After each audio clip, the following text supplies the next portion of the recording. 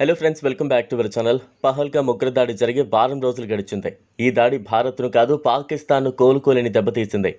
తాను తీసుకున్న గోతిలో తానే పడ్డట్టు తయారైంది ప్రస్తుతం పాకిస్తాన్ పరిస్థితి. భారత్ను దెబ్బతీసేందుకు ఉగ్రవాదులను ఉసుగొల్పింది.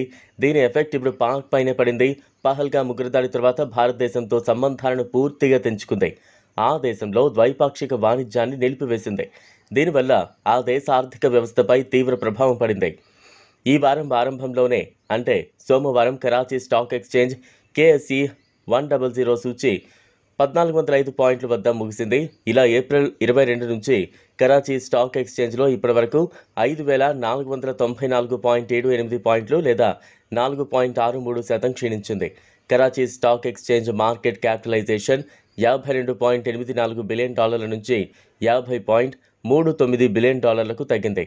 గత కొన్ని రోజుల్లో పాకిస్తాన్ షేర్ మార్కెట్కు $2.45 బిలియన్ భారీ ఎదురుదెబ్బ తగిలింది. అంటే పహల్గామ్ ఉగ్రదాడి తర్వాత పాకిస్తాన్ షేర్ మార్కెట్కు దాదాపు 2 లక్షల కోట్ల నష్టం వాటిల్లింది. పాక్లో ద్రవ్యోల్బణం అత్యధిక స్థాయిలో ఉంది. బియ్యం కిలో $340, గుడ్లు డజన్ను 332, పాలు లీటర్కు 224, tomato kilo 150, kilo Apple 288, chicken kilo 800, బంగాళదుంప కిలో 105, ఉల్లిపాయలు $145 అమ్ముడవుతున్నాయి. ఇక పాక్లో త్రాగునీరు కూడా ప్రియమైంది. ఇది ఆ దేశ దారుణ పరిస్థితిని తెలియజేస్తోంది.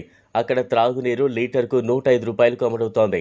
భారతదేశంలో బాటిల్ నీటి ధర లీటర్కు 15 నుంచి 20 మాత్రమే ఉండగా, ఇదిలా ఉంటే పహల్గామ్లో పర్యాటకులపై ఉగ్రదాడితో భారత్ పాకిస్తాన్ల మధ్య ఉద్రిక్తతలు భగ్గుమన్నాయి. ఈ పరిణామాల వల్ల పాక్ మంత్రి ఒకరు కీలక వ్యాఖ్యలు చేశారు.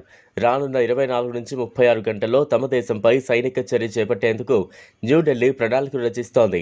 దీనికి సంబంధించి తమకు ఖచ్చితమైన నిఘా సమాచారం ఉందని పేర్కొన్నారు.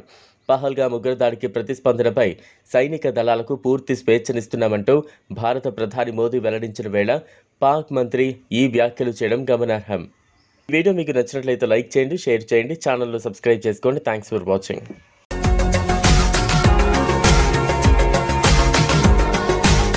మరిన్ని అప్డేట్స్ కోసం మా ఛానల్ని సబ్స్క్రైబ్